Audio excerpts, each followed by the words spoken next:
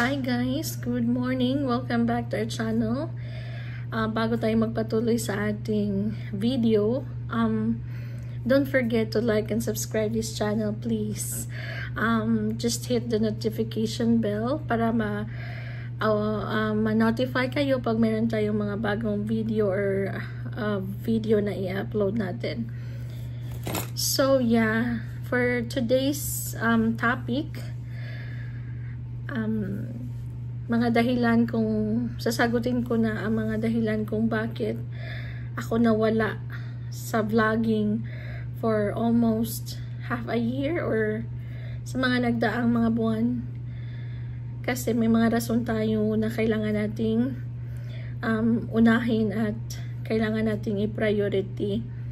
So ngayon guys, sasagutin ko na talaga at i-explain ang bawat isa kung ano talaga ang dahilan, at hindi ako nakapagpatuloy. Sabi kasi sa mga may nagtatanong sa akin, uy, monetize ka na, tapos sayang naman at hindi mo mapakinabangan or yung vlogging mo, bakit hindi mo siya ipagpatuloy? So siguro ipagpapatuloy ko na siya, pero hindi kagaya ng dati na every now and then, meron tayong video. Pero kung meron man, mas mabuti. So guys, ito ang nangyari. Nung last year, hindi ko man siya kailangan na, medyo akong may mga na-upload na mga video, na konti-konti na video, pero hindi talaga yung buong story. Nung nahinto ako sa pag-vlogging kasi yung busy talaga. Busy, tsaka may mga nangyari nung mawala yung papa ko. Nagkasakit yung papa ko, nawala siya. Tapos yung sa work ko, kailangan kong adjustment. So dito kasi sa Amerika, ang hirap. Hindi siya katulad sa Philippines na pwede mong kalmahan yung sarili mo. Pwede kang mag-relax lang kahit heavy na talaga yung trabaho. Dito kasi iba yung mode of teaching mo, iba yung pagising mo sa umaga, na heavy talaga yung pakiramdam mo, tas pagpunta mo sa school, yung teaching mo doon, yung classroom management mo, hindi mo kasi pakilala yung mga kasama mo, yung mga estudyante mo, marami talagang dapat i-consider. So, anong nangyari ngayon, sobra akong na-busy, sobra akong binigyan yung sarili ko na break para i-focus ko sa isang bagay lang ang aking gagawin. So, huminto ako sa vlogging, hindi ako nakapag-video, wala lahat. Kung meron man akong na-upload na nandito na ako sa US, siguro nung nagka-time ako. Pero ngayon nga, nung pagkasakit ng papa ko, hanggang sa umuwi ako ng Philippines para mag-attend sa burial niya kasi sa funeral niya. So yun, mga masasakit na mga pangyayari ba sa buhay na hindi talaga natin kayang maiwasan. Tsaka kung time na talaga ni Lord na kunin yung buhay ng ating mga mahal sa buhay, wala tayong magagawa dyan. Kung oras na talaga. So, umuwi ako mag-isa. Ang hirap ng buhay ko, guys. Ang hirap ng experience ko pala.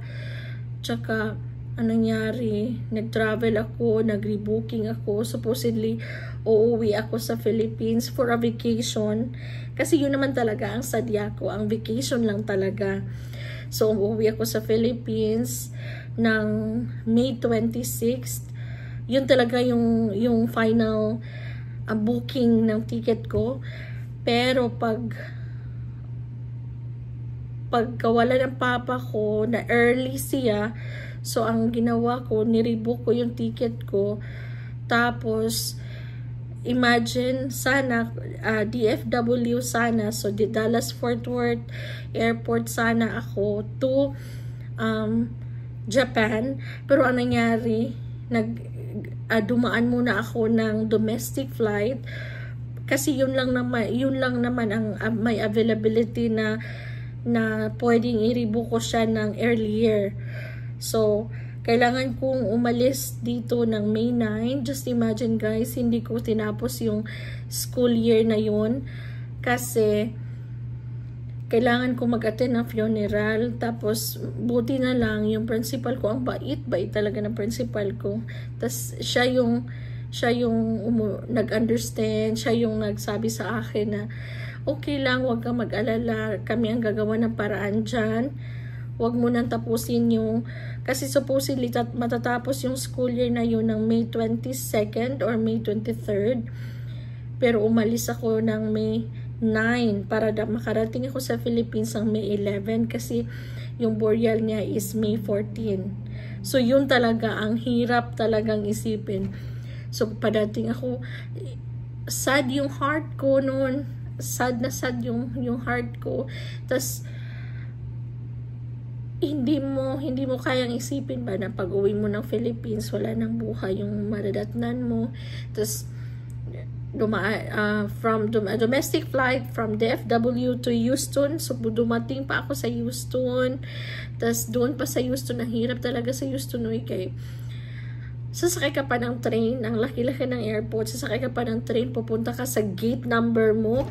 So pupunta ako sa gate number ko, tapos yung layover lang ng plane is like 25 minutes ba yun? 45 minutes. So ang ginawa ko, kailangan kong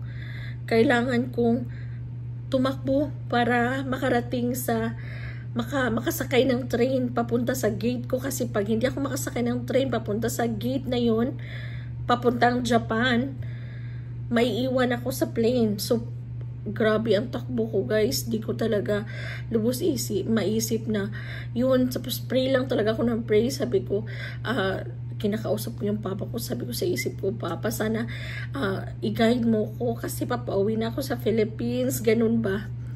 So dumating ako sa Japan, pero at least luckily I arrived in the gate at the specific time. So okay lang naman yun. So pumila tayo doon hanggang sa makarating tayo sa Japan. So mga layover sa Japan, yung layover na yun, ilang oras ba yung layover ko doon sa Japan? Parang 2 hours. But at least, okay lang naman. At least nakuan ko naman siya. Pero malaki pa rin yung Japan na airports, yung Haneda. Kasi Haneda ako. Haneda ba yun? Nakalimutan ko na guys.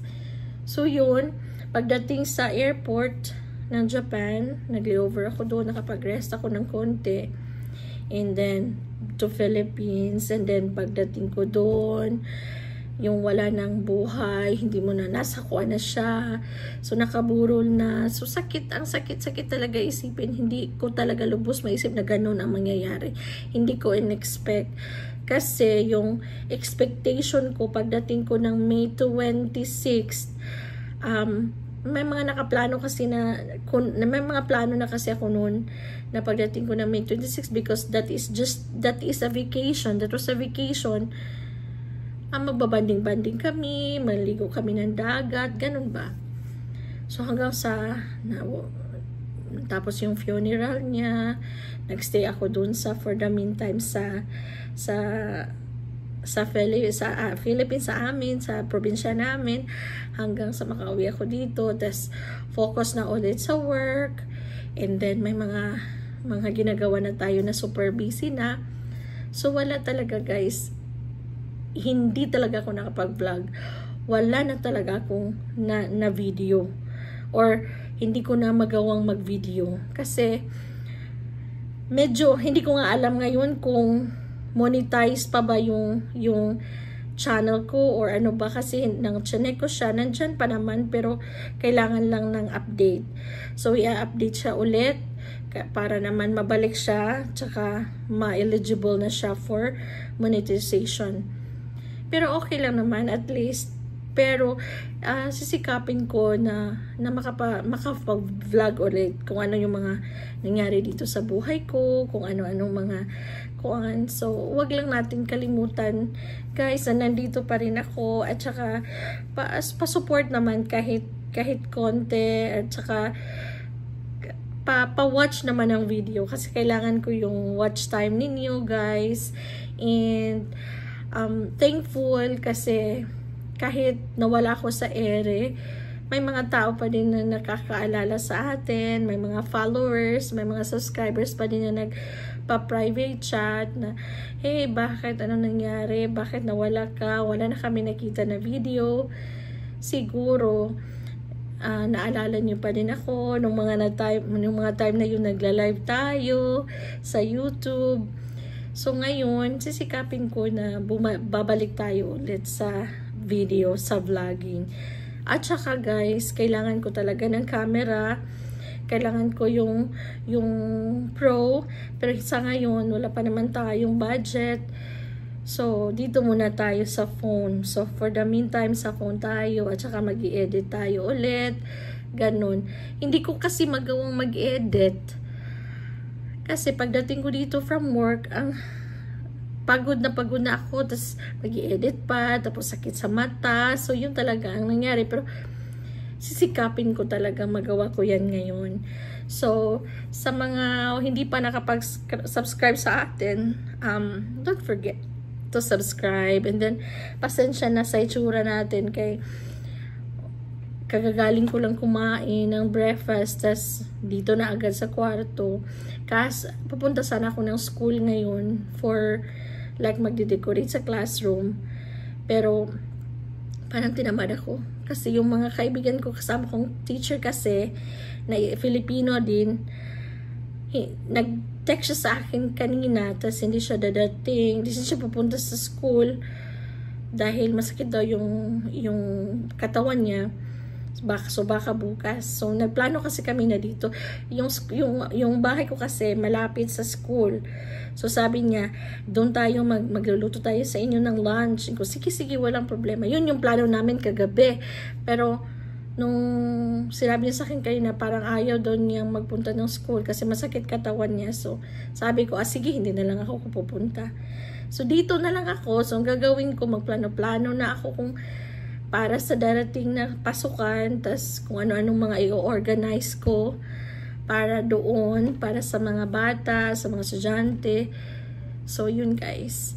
And, more vlogs pa na tayo. Hopefully, more vlogging tayo, more video. And, may mga video ako sa phone ko na na-save ko. I-upload ko yan, i-edit ko pa siya. And, para makita nyo naman mga buhay-buhay ko dito sa Amerika. Iba kasi sa Amerika. Just namimiss ko yung mga anak ko sa Philippines. Siguro, susurprisahin ko sila. Uuwi ako. Hindi man nila ito makikita kasi hindi sila particular sa YouTube. Unless kung manonotify sila. Siguro uuwi ako sa darating na mga months, ganun. Para makita ko sila, tsaka yung dalawang anak ko, kailangan kong i-process yung papers nila at saka sa interview. Kailangan ko lang ma-set yung final schedule sa pagdating ko at sa schedule ng interview nila para pagdating nila sa interview, diretso na kami papunta dito. So, yun na guys. And, wag lang kayong magsawang magsuporta at mag-watch sa video natin. Thank you very much sa lahat ng suporta. At wag kalimutan na nandito pa rin ako at hindi pa rin nawawala sa vlogging industry. Ano ba tawag dyan? Vlogging, life, ano ba yan? Basta thank you and have a nice day to all. Bye!